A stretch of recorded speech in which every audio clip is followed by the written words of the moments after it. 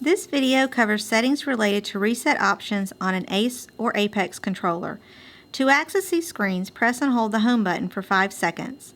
The screens at the beginning of the settings menu are covered in different videos.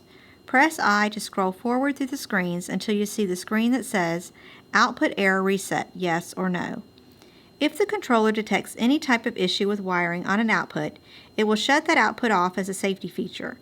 The display will have an alert and error message. An example might be red error voltage issue. After the wiring issue has been fixed, you must clear the error message and allow operation with this reset. To do this, change the value to Y and press I. It is important to note that this reset will clear the alert, but does not necessarily mean that the problem has been solved. The system will not know if there is still a wiring issue until there is a command to operate.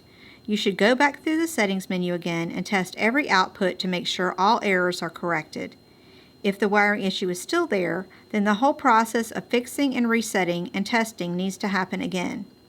Press I to continue.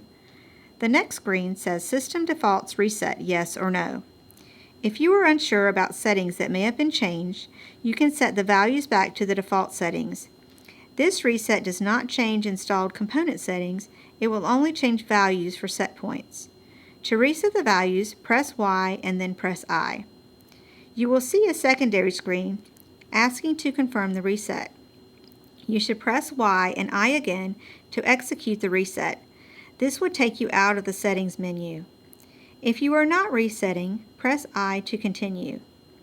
The next screen says Factory Reset, Reset Yes or No. This setting will completely clear the setup and unpair the display and controller. You would do this if you want to remove a display or controller from the house or if you want to restart the full setup process. To do a factory reset, press Y and then press I. You will see a secondary screen asking to confirm the reset. You would press Y and I again to execute the reset. The screen will say Recycle Power to Pair Devices. At this time, you should disconnect power from the controller for at least 30 seconds. When plugged back in, you can begin the setup process. If you are not resetting, press I to continue. Next, you will see the software version of the display and controller. Press I one last time to exit the settings menu. For assistance, visit atmox.com or call 704-248-2858.